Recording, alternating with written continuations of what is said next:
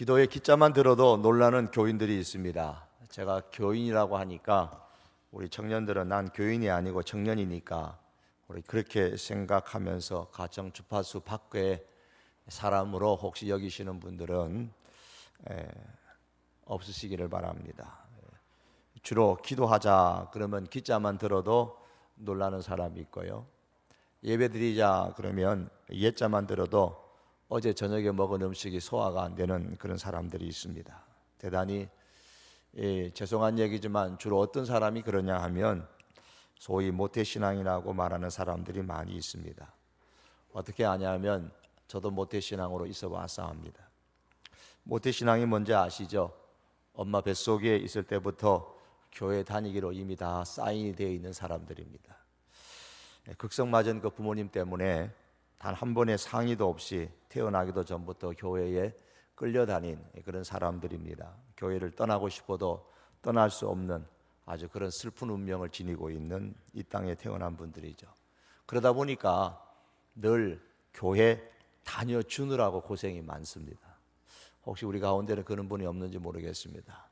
교회 다녀주느라고 고생이 많고 예수님을 믿어드리느라고 믿어주느라고 상당히 애를 많이 쓰시는 분이 있습니다. 그나마 그 정도만 되어져도 사실은 부모님 앞에 효도하는 거죠.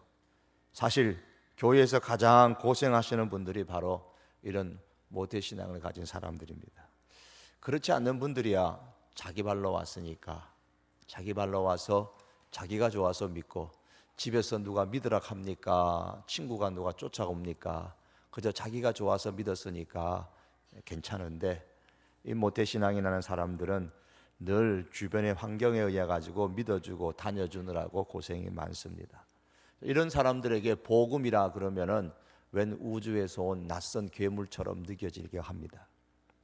세상에서 가장 힘들고 왕짜증 나는 일들이 뭐냐면 교회 다녀주고 예수 믿어주는 것입니다. 그러나 이런 사람들에게도 복음이 들어가기 시작하면 갓 연애를 시작한 청년이 눈 감으면 그녀가 생각나서 하루 종일 묵상하는 것처럼 그렇게 복음을 묵상해도 지겹지 않게 바뀌어지게 됩니다.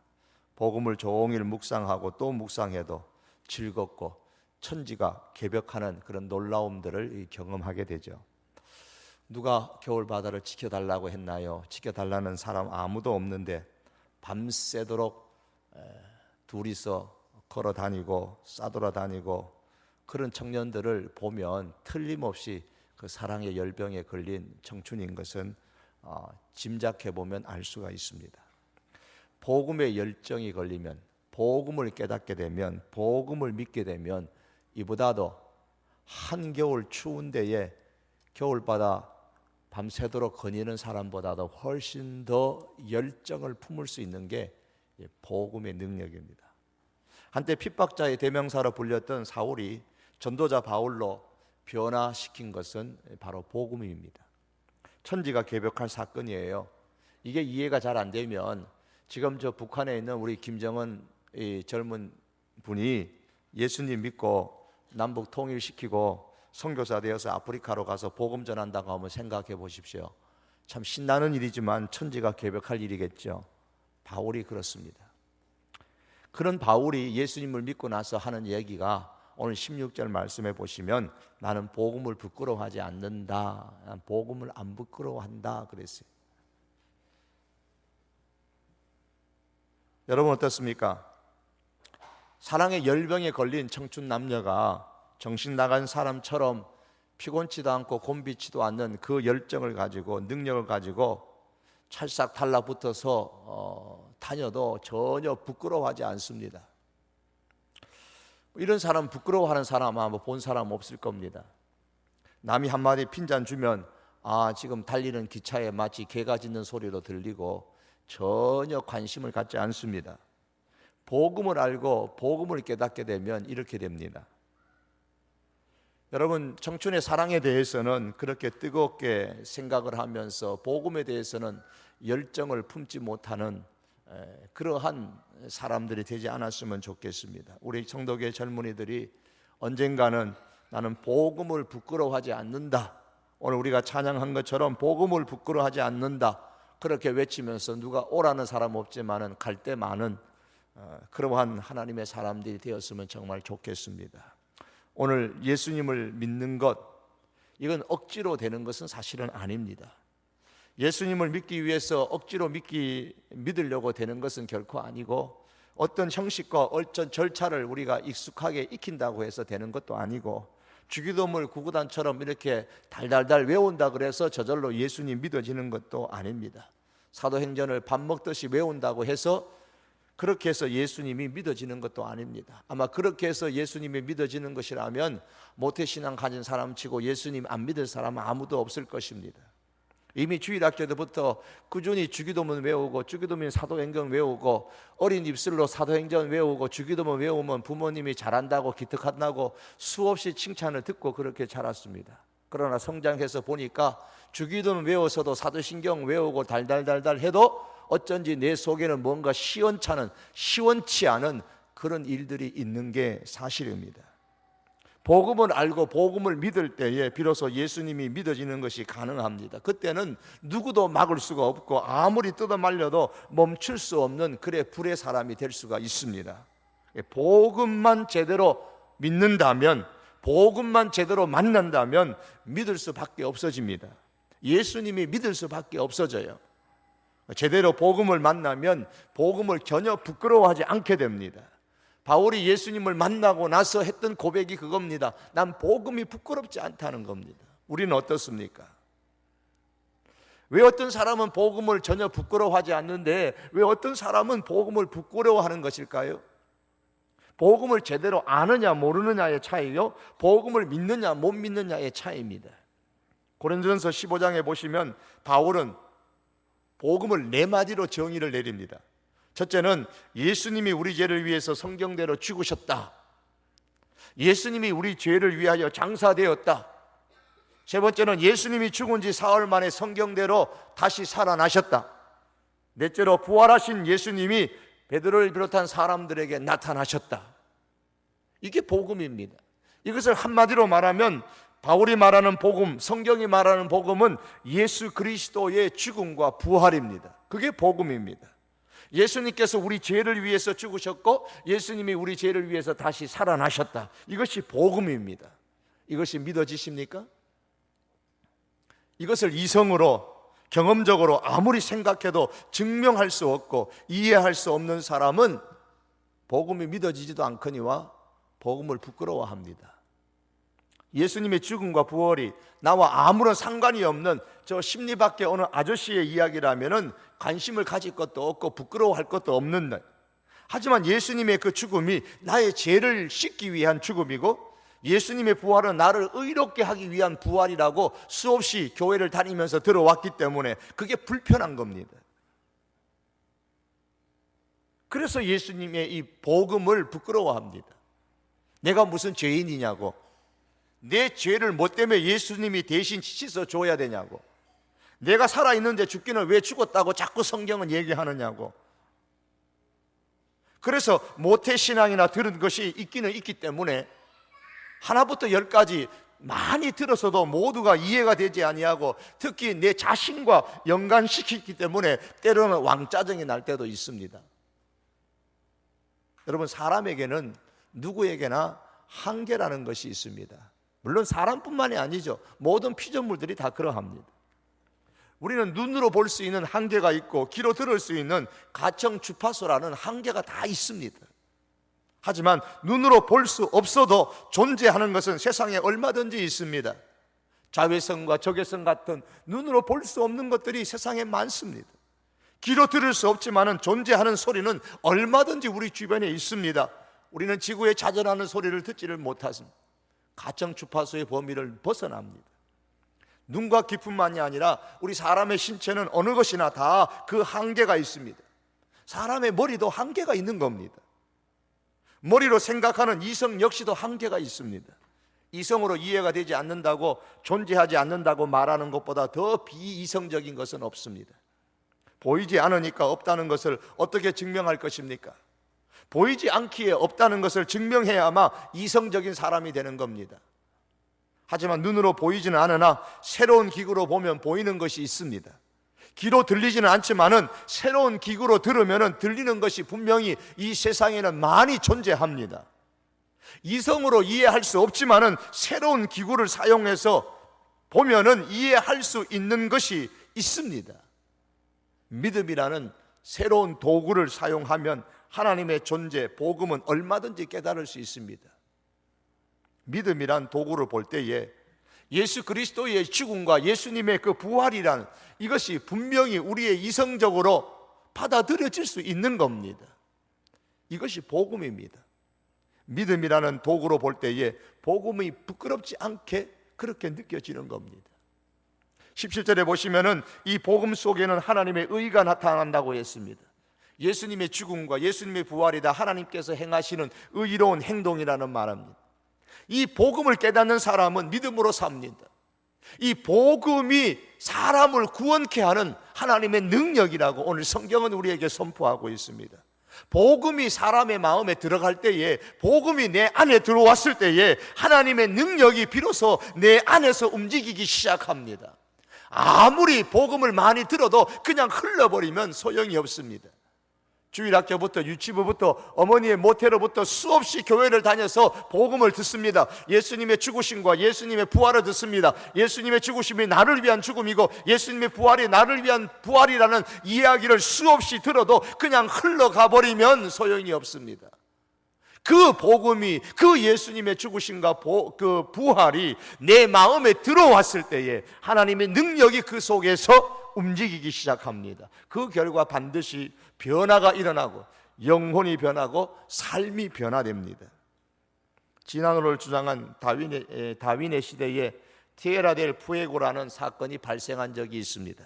이 다윈은 이 남미의 최남단에 사는 원주민들은 이 세상에서 가장 비참하고 태화단 사람들이기 때문에 심지어 이 기독교조차도 그들을 고상하게 만들 능력이 없다고 그렇게 선포를 했습니다. 그때 남미의 선교사 협회가 이 다윈의 도전을 받아들여서 그 가난한 그리고 비천한 노예들에게 성경을 주었습니다. 그런데 세상에 이 원주민들이 너무나도 비천하고 거의 인간이라고 부를 수 없는 이 사람들이 모두가 그 성경으로 인해서 변화되어지고 행복하고 세련된 하나님의 백성들이 됐습니다. 후에 그 섬을 다시 방문했던 이 다윈은 이 고상해질 수 없는 원주민들 안에 일어났던 그 변화를 보고서 너무나 놀라서 죽는 날까지 해마다 그곳에 선교 사역을 위해서 얼마만큼의 선교 회비를 냈다고 합니다. 복음의 능력입니다. 오늘날에도 복음이 가는 곳에는 영혼이 변하고 삶이 변합니다. 복음은 상황과 어떤 조건과 관계없이 구원에 이르게 하는 하나님의 능력이기 때문입니다. 그럼 복음을 어떻게 우리가 경험할 수 있을까요? 그 복음을 내가 어떻게 경험할 수 있느냐 그 말입니다. 어떻게 해야 내가 복음을 알고 복음을 믿을 수가 있을까요? 참으로 이 복음이 남의 복음이 아니고 저 옆집의 아저씨의 복음이 아니고 내 복음이라기를 원한다면 우리는 십자가 앞에 겸손하게 서야 됩니다. 십자가 앞에 서본 사람만이 복음을 알고 복음을 믿을 수가 있습니다. 십자가는 복음의 기초가 됩니다. 집을 지을 때 가장 중요한 것은 기초를 잘 쌓는 것이죠. 그러나 간혹 정신 나간 건축가들이 있습니다. 기초를 아주 부실하게 쌓는 겁니다. 신앙의 집을 지을 때도 기초를 잘 쌓아야 됩니다. 그런데 정신 나간 신앙 건축가들이 있습니다. 그냥 믿는 셈 치고 그 위에다가 자기의 신앙의 집을 지으려고 합니다. 그 예수님이 누구십니까? 물어보면 그냥 내 구원자라고 치고 세례를 받습니다. 진짜 예수님을 믿고 세례를 받는 게 아니고 그냥 예수님을 믿는다 치고 세례를 받는 거예요. 그렇게 해서 신앙의 집을 하루 이틀 1년, 2년, 10년, 20년 지어갑니다. 천하에 가장 귀한 재료로 빌딩을 지어도 기초공사가 부실하면 언젠가는 무너질 수밖에 없습니다. 믿는다고 치고 믿는 셈 치고 교회를 다니다 보면 어느새 청년의 중요한 일도 감당하게 되고 때로는 나이가 들면 집사도 시켜주고 권사도 되고 장로도 되고 그러나 언젠가는 자기 힘으로 감당할 수 없는 비바람이 불게 되면 다 들통나게 되고 그 모든 쌓아 올린 신앙의 집들이 다 무너지게 됩니다. 비가 내리고 창수가 나고 바람이 불어 그 집에 부딪힘에 무너져 그 무너짐이 심하니라 주님은 그렇게 말씀하셨습니다. 신앙의 집은 기초가 튼튼해야 됩니다. 그냥 예수님이 구원자라는 것을 치고 믿는다고 치고 신앙의 집은 지을 수 없는 겁니다. 신앙의 집의 든든한 기초는 예수 그리스도의 십자가고, 이 예수 그리스도의 십자가를 확실하게 신앙으로 고백하는 그 위에다가 우리의 신앙의 집을 지어야 합니다. 그러므로 우리가 복음을 제대로 알고 믿으려면 무엇보다 이 십자가 앞에 서야 돼요. 예수 그리스도의 십자가 앞에 서면 제일 먼저 보이는 게 뭐겠습니까? 십자가 앞에 섰을 때에 가장 먼저 선명하게 보이는 것은 내가 죄인이라는 사실입니다. 바울은 내가 죄인 중에 괴수라고 그랬습니다. 죄인 중에 괴수가 딴 데 있는 것이 아니라 지금까지 그렇게 사랑하고 아끼고 자랑스럽게 여겼던 자기 자신이 바로 그 본인이라는 겁니다. 그걸 깨닫습니다. 십자가 앞에 섰을 때에 이것을 깨닫습니다. 신앙은 여기서부터 출발하는 겁니다. 바울이 엄청나게 충격 먹었습니다. 그래서 식음을 전폐하면서 생각을 했습니다. 내가 죄인이다. 그것도 모자라서, 식음을 전폐하는 것도 모자라가지고 아무도 없는 광야로 나아가서 한 달 이상을 그 문제를 가지고 거기서 고민하고 생각을 했었습니다. 십자가 앞에 섰을 때에 내가 죄인이라는 겁니다. 도대체 내가 얼마나 흉악한 죄인이기에, 나를 얼마나 사랑하시기에 독생자 예수님을 보내어서 내 죄를 대신해서 십자가에까지 죽어야만 되는지 여러분 한 번이라도 고민을 해보셨습니까? 사랑하는 애인이 헤어지자고 하면 눈물 쏟고 가슴 치고 온 밤을 꼬박지 세우면서도 내 죄를 용서하시기 위해서 대신 십자가를 예수님께서 지셨다는 이 어마어마한 사랑 앞에서 눈물은커녕 아무런 감동도 느끼지 못하는 그런 분들이 있습니다. 어떤 분은 그래요. 난 눈물 흘리는 체질 아니에요. 그러면 남자가 창피하게 눈물은 무슨 눈물을 흘려요? 혹시 그런 분이 계실지 모르겠습니다. 십자가 앞에서도 눈물 흘리지 않는 체질이란 딱 두 종류밖에 없습니다. 하나는 십자가 복음을 아직 모르든지 아직 깨닫지 못했든지 아니면은 지옥 체질이든지 아마 둘 중에 하나일 겁니다. 십자가 앞에 섰을 때에 우리는 내가 그토록 죄인이라는 이 사실에 눈물이 나고, 십자가 앞에 섰을 때에 나 같은 죄인을 사랑해 주셨다는 그 사실 때문에 눈물 흘리고, 십자가 앞에 섰을 때에 나 같은 죄인을 위해서 예수님께서 돌아가셨다는 그 사실에 눈물 뿌리고, 그런 사람은 천국 체질입니다. 바울이 복음을 선언합니다. 성경대로 그리스도께서 우리를 위하여 죽으시고 장사 지낸 바 되었다가 성경대로 사흘 만에 다시 살아나셨다. 여러분, 예수님은 성경대로 예언된 대로 오셨고 성경에서 예언한 대로 우리의 죄를 대신 지시고 십자가를 지셨습니다. 성경에 말씀하신 대로 죽은 자들 가운데서 다시 살아나셨습니다. 구약에서 그토록 구약 성경에서 말씀하신 대로 예수님은 이 세상에 오셨고, 구약에서 그토록 말씀하신 대로 예수님께서 십자가에 돌아가셨고, 구약 성경에서 그토록 말씀하신 대로 예수님께서 다시 부활하셨습니다. 우리의 죄를 용서하시고 구원하시기 위해서 말입니다. 이 복음을 믿으려고 안 나오는 것을 끙끙거리면서 끝까지 한다고 해서 되는 것은 아닙니다. 그런다고 복음이 믿어지는 건 사실 아닙니다. 솔직하게 정직한 마음을 가지고 예수님의 십자가 앞에 한번 서 보십시오. 그리고 하나님께서 내 마음을 만지시고 복음이 믿어지게 해달라고 하나님 앞에 항복하시고, 이 복음이 정말 나와 상관이 있는 것인지 깨닫게 해달라고 한번 항복하는 마음을 가지고 기도해 보십시오. 그러면 자연스럽게 하나님의 능력이 우리 가운데 역사해서 복음을 믿게 하십니다. 그럴 때에 믿는 척하는 그 믿음은 사라지게 되고, 믿어주는 믿음도, 교회를 그냥 다녀주는 믿음도 다 사라지게 되고, 진짜 믿는 사람, 진짜 믿음으로 사는 사람이 될 수가 있습니다. 십자가의 완전한 복음이라는 책에 보면 이런 얘기가 나오는데 좀 긴 이야기이기 때문에 이야기를 하고 마치려고 합니다. 갑작스럽게 부모님을 잃은 형제가 있었습니다. 일가 친척도 아무도 없고 달랑 형제만 세상에 남았습니다.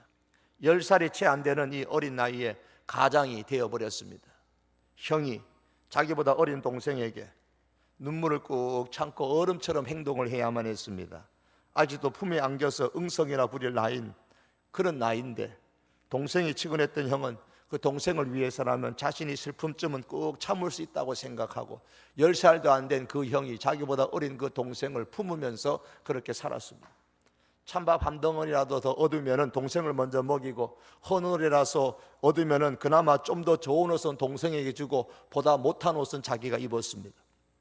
밤이 되면 엄마를 찾으며 울먹이고 보채는 그 동생을 끌어안고 재운 적이 한두 번이 아니었습니다. 10살짜리 아이가 가장이 되어서서 짊어지기에는 너무나 고달프고 무거운 짐이었습니다. 몇 년을 그렇게 살았는데 사실 이 아이도 지쳤습니다. 그런데 우연한 기회에 교회를 가게 됐습니다. 그곳에서 형은 아빠와 엄마에게 받을 수 있는 것보다도 더 크고 놀라운 예수님의 사랑을 깨닫게 되고 만나게 됐습니다. 형은 자신을 짓눌렀던 그 삶의 짐을 예수님의 발 앞에 다 내려놓게 됩니다. 그 순간부터 완전히 그 형이 다른 사람이 됐습니다. 주일이 되면 동생의 손을 붙잡고 교회에 나와서 예배 드리는 것이 그 형의 기쁨이었습니다. 상황은 많이 달라지지 않았지만은 늘 그의 마음은 예배 드림으로써 그렇게 기뻐하며 하루하루를 보냈습니다. 하지만 서로 닮은 형제라도 속까지 닮을 수는 없기 때문에 점점 이제 나이가 성장해 가면서 사춘기가 들어서고 동생도 사춘기가 들었었습니다. 동생이 사춘기가 들었으니까 이제 교회 안 나가려고 합니다. 어릴 때는 형이 그렇게 잘해주니까 그렇게 형의 손잡고 갔지만은 이제 사춘기가 되니까 그게 싫은 겁니다. 나도 이제 큰 만큼 크고 알 만큼 안다는 거죠. 하나님이 우리를 사랑한다고? 형, 하나님이 우리를 사랑하면 엄마 아빠 다 데려가? 우리를 사랑하는데 왜 우리를 고아로 만들어? 그렇게 사랑해서 우리를 이렇게 가난하게 만든 거야? 늘 이 동생의 그 마음에는 이런 저런 질문의 꼬리가, 불만 불평의 질문의 꼬리가 끊이지 않았습니다. 그렇게 교회와 점점 멀어지기 시작한 이 동생이 결국에는 나쁜 친구들과 어울리면서 폭력과 범죄에 물든 삶을 살게 됩니다. 거침없이 죄를 지으면서 끝도 없는 타락의 길에 빠졌습니다. 형이 너무 그 동생이 안타까워서 매일매일 동생을 위해서 기도하는 시간이 길어졌습니다. 그러던 어느 날, 그날도 형은 자정이 넘도록 집에 들어오지 않는 동생을 기다리고 있었는데 갑자기 누군가가 문을 활짝 열고서 집 안으로 뛰어들어왔습니다. 보니까 동생이었어요. 그런데 평소와는 뭐가 좀 달랐습니다. 머리는 잔뜩 흥크러져 있고 온몸은 그냥 피투성이고 얼굴은 그냥 하얗게 질려 있습니다. 형이 온몸을 와들와들 떨며 있는 이 동생의 모습을 걱정스럽게 보니까 뭔가 큰일이라도 큰일이 난 거예요. 동생은 형, 나 이제 어떻게 해? 내가 사람 죽였어. 나 이제 어떻게 해야 돼? 내가 살인을 했다고. 그러면서 이 동생이 형한테 울부짖었습니다. 불량배들과 어울려서 온갖 나쁜 짓을 일삼으며 돌아다니다가 그만 혈기에 못 이겨서 결국은 사람까지 죽였는데 마치 술이 취한 상태에서 사람을 죽이다 보니까 아주 잔인하게 그렇게 죽였습니다. 이를 저지르고 보니까 갈 데가 없는 거예요. 그래서 기껏 도망친다는 것이 자기 집, 형이 있는 집으로 뛰쳐 들어온 겁니다. 형, 이제 나 어떻게 해야 돼? 형도 사실은 어찌할 바를 몰랐습니다. 우왕좌왕했는데 한참 만에 정신을 차린 형이 뭔가는 지금 상황을 수습해야 되겠다는 생각에 바닥에 떨어져 있는 그 핏물을 들을 걸레를 닦고 옷을 벗어라 그러고 이 다른 옷을 입혀가지고 이 동생을 옷장에다가 이렇게 숨겼습니다. 그리고 나서 돌아와 보니까 바닥에 이렇게 저렇게 널려있는 동생의 피 묻은 옷이 눈에 들어왔습니다. 그 옷가지들을 감시 쳐다보다가 형이 조용히 주님께 기도를 하고 난 다음에 그 옷을 주섬주섬 형이 이제 주워 입기 시작했습니다. 옷을 다 갈아입고 이제 옷 매무새를 가다듬고 있는데 사람들의 거친 발자국 소리가 밖에서 들려왔습니다. 아마 동생을 잡으러 온 사람들인 것 같습니다. 아니라 다를까 서너 명의 경찰이 문을 박차고 들어오더니 형을 쓰러뜨리고 수갑을 채웁니다. 이 녀석 내가 사람 죽였지. 이 옷을 보세요. 이보다 더 확실한 증거가 어디 있습니까? 옆에 있는 경찰이 부축입니다. 경찰들은 형을 낚아채듯이 끌고 갔습니다. 워낙 잔인한 사건이었기 때문에 범인을 강력하게 처벌해야 한다는 여론도 들끓었고, 또 그 때문에 수사가 처음부터 재판에 이르기까지 모든 과정이 신속하게 진행되어졌습니다. 왜냐하면 이미 피 묻은 그 옷을 입고 있는 현장범을 잡았기 때문입니다. 치조를 받을 때마다 형은 모든 질문에 같은 대답을 반복했습니다. 너 그때 누구랑 있었어? 이재에 대한 벌을 제가 받아야 마땅합니다. 왜 죽였어? 제가 이재에 대한 벌을 받겠습니다. 수사관들이 물어보는 그 모든 말들에 대해서 범인이 변명할 수 없는 피 묻은 옷이 있었기 때문에 죄를 순순하게 자백하는 줄 알고 형에게 사형 선고가 내려졌습니다. 사형 집행을 이제 드디어 하는 날 되어졌습니다. 형은 이제 형량에 따라서 사형이 집행되어지고, 사형을 집행한 참관한 교도소장은 그날 내내 그 형의 마지막 모습이 자꾸 떠올라서 일에 손이 잡히지 않았습니다. 내가 왜 이럴까?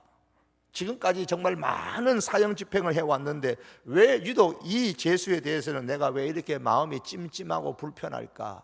뭔가 느낌이 좀 안 좋았습니다. 그런데 문득 이 사형수가 죽기 전에 자기에게 부탁했던 편지가 한 장이 있습니다. 이것을 꼭 이 적힌 이 주소에다가 꼭 붙여달라는 것이었습니다. 신신당부하고 절대 뜯어보지 않고 도장 찍어서 그렇게 보내달랐던 그러한 편지였습니다. 그래서 이 교도소장이 부하 직원에게 봉투에 적힌 주소에다가 이 편지를 전달해주고 오라 그랬습니다.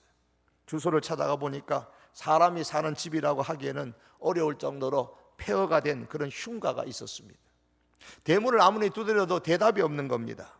발길로 차고 큰 소리로 불렀는데도 아무런 인기척이 없어서 포기하고 그냥 돌아가려고 하는데 그제서 웬 남자가 저 부서진 문을 열고 나왔습니다. 그 몰골이 정말 놀라울 정도였습니다. 도대체 사람이라고 할 수 없을 귀신 같은 그런 몰골이었습니다. 긴 머리가 지멋대로 흥크러지고 얼굴은 햇빛을 아주 오래 받지 않아서 창백하고 시체 같은 형상의 사람이 부들부들 떨면서 오자 겁에 지르니 부하 직원이 그 편지를 마당에 던져버리고 그냥 냅다 출행랑을 쳤습니다. 그 남자는 바로 1급 살인죄를 뒤집어 쓰고 사형당한 그 남자의 동생이었습니다. 자기를 잡으러 온 줄 알고 이제 모든 것이 다 들통났구나. 그래서 자기를 잡아온 줄 알고는 모든 것을 체념하고 이제 나온 겁니다. 그러나 동생이 고개를 들어보니까 사람은 간데 없고 마당에 편지 하나가 떨어졌는데 무심코 보니까 낯익은 그런 필체였습니다. 사진을 저지르고 나서 몇 달이 흐르는 동안에 동생은 계속 벽장 속에 숨어서 지냈던 겁니다. 온몸에 피가 마르는 듯한 처절하고 끔찍한 사건이었습니다.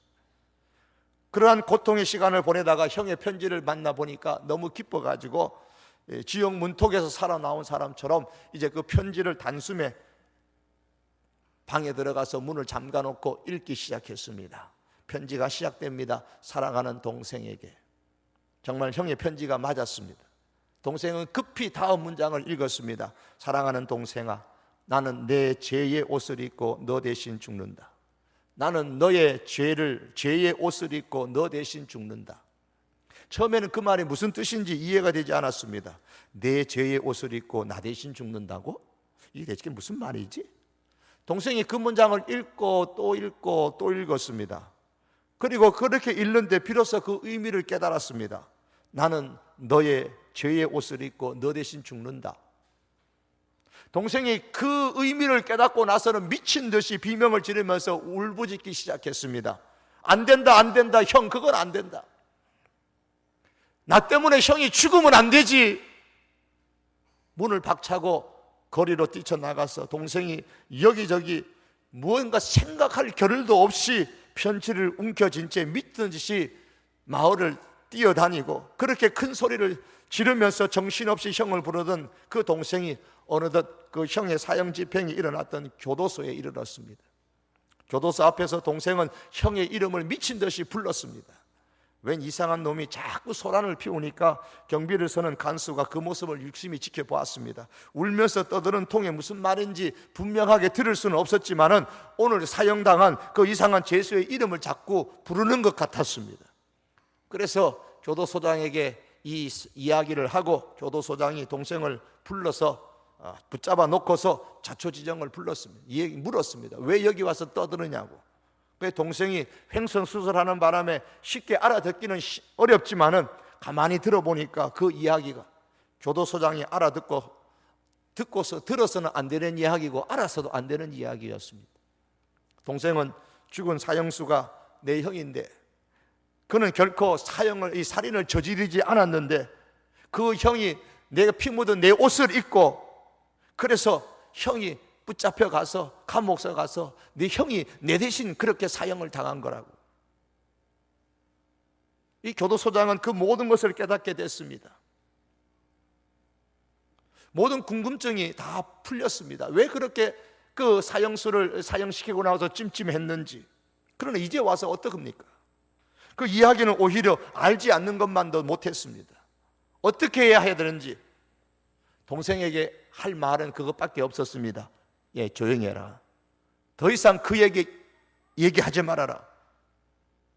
이 사건은 이제 너하고는 아무 상관이 없다.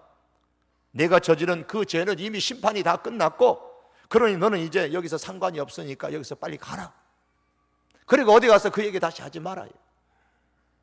그제서 동생은 이미 형이 사형당했음을 알게 되고 감당할 수 없는 충격이 동생의 마음에 밀려 들어왔습니다. 어찌할 바를 몰라서 미친 듯이 헤매던 동생은 한밤중이 되어서야 가까스로 자기 집에 돌아왔습니다. 이제 형을 만날 수가 없었습니다. 동생은 그때 알게 되어졌습니다. 형 없이는 자기의 인생이 아무것도 아니라는 사실을 형이 떠난 다음에 깨닫게 됩니다. 자신은 형을 떠나서는 살 수 없다는 것을 그제야 깨달았지만 이미 늦었습니다. 형, 나 이제 어떻게 해? 형을 내가 다시 만나려면 어떻게 해야 되지? 그러다가 문득 형이 평생 동안 믿었던 하나님이 생각났습니다. 분명 형이 천국에 갔을 것이라는 확신이 들었습니다. 이 동생도 형이 얼마나 교회를 열심히 다녔는지 알기 때문입니다. 형을 따라 주일학교를 다닐 때에 하나님은 천국에 계시고 그곳에 가려면 어떻게 살아야 하는지에 대해서 들었던 기억이 있었습니다. 자기처럼 흉악한 살인자는 천국에 들어갈 수 없다는 사실도 알았습니다. 그래서 동생은 형을 다시 만나고 싶었습니다. 그래서 평생 한 번도 스스로 해본 적이 없었던 기도를 하나님 앞에 그 밤에 진지하게 기도했습니다. 그날 밤 동생이 십자가의 은혜를 깨닫게 됐습니다. 은혜를 받았습니다. 그 일은 전혀 어려운 게 아니었습니다. 십자가가 무엇인지 이미 형을 통해서 경험했기 때문입니다. 자기 대신 죽은 그 형을 통해서 십자가를 이해하는 것이 전혀 어렵지가 않았습니다. 형이 죽을 때에 자신도 함께 죽었다는 사실을 깨달았던 이 동생은 이튿날 전혀 다른 사람으로 아침을 맞이하게 됐습니다. 형의 유품을 찾아보았지만은 남아있는 거라고는 낡은 옷 몇 벌밖에 없었습니다. 동생이 형의 편지를 다시 꺼냈습니다. 얼마나 온종일 돌아다니면서 그 손에 꽉 쥐었던지 땀에 편지가 찌들어 있었습니다. 동생은 잔뜩 구겨진 그 편지를 다시 펼쳐 읽기 시작했습니다. 너무 충격을 많이 받은 탓에 맨 첫 줄만 읽었는데 오늘에야 그 다음 내용을 보게 됩니다. 이제부터 너는 나의 옷을 입고 나처럼 살아다오. 형의 편지의 그 다음의 내용입니다. 이제부터 너는 나의 옷을 입고 나처럼 살아다오. 형은 동생을 대신해서 죽었습니다. 형의 죽음은 곧 동생의 죽음이었습니다. 형이 아니라 동생이 죽은 거나 마찬가지였습니다. 그날 아침 동생은 자신의 모든 그 물건들을 다 마당에 모아놓아서 불태워버립니다. 그리고 동생은 형의 옷가지를 걸쳐 입었습니다. 그리고 나서 형이 하던 모든 일을 그대로 따라하기 시작했습니다. 주일이 되면 형이 앉던 자리에 앉아서 형처럼 감격하며 찬양하고 형처럼 주님을 섬기며 봉사하다가 그렇게 돌아왔습니다. 집에서도 형처럼 생활했습니다. 일을 할 때면 낡은 작업복을 입고서 정직하게 성실하게 형처럼 살려고 그렇게 애썼습니다. 주변의 사람들이 말합니다. 분명 동생이 맞는데 말하는 거하고 행동하는 거는 형과 똑같다 그러면서 놀라워했습니다. 그런데 동생은 그 형의 옷을 입고 형처럼 사는 것이 전혀 부끄럽지 않았습니다. 그러던 어느 날 전에 어울려서 지내던 불량배들이 동생을 찾아와서 집적됩니다. 이 자식아, 너 정말 명이 긴 놈이네. 재수 있는 놈이네. 그 정도면 이제 됐다. 이제 사람이 즐기면서 살아야지. 이제 우리하고 같이 가자. 친구들은 동생의 옷자락을 잡아 끌면서 예전의 삶으로 돌아가지고 유혹하기도 하고 겁을 주기도 했습니다. 그러나 동생은 단번에 거절하면서 자기가 입고 있는 그 옷을 가리키면서 이렇게 얘기합니다. 이 옷의 주인은 그런 짓을 한 번도 한 적이 없어. 이 옷의 주인은 그런 데 간 적이 없어. 이 옷의 주인은 그렇게 말한 적이 없어. 오늘 성경 본문 17절은 말씀합니다. 복음에는 하나님의 의가 나타나서 믿음으로 믿음에 이르게 하나니 기록된 바 오직 의인은 믿음으로 말미암아 살리라 함과 같으니라. 예수님께서 나의 죄를 대신해서 십자가에 죽으셨습니다. 이것이 복음입니다. 십자가 앞에 여러분 서시기를 바랍니다. 그리고 나의 죄를 대신해서 죽으시고 부활하신 그 예수님의 옷을 입고 살아가는 그것이 바로 믿음으로 살아가는 것입니다. 그래서 복음을 깨달은 사람은, 하나님의 의로움을 대신 받은 사람은 믿음으로 살게 되어져 있다고 성경은 말씀하고 있습니다. 복음은 우리에게 믿음을 줍니다. 그리고 믿음으로 살게 합니다.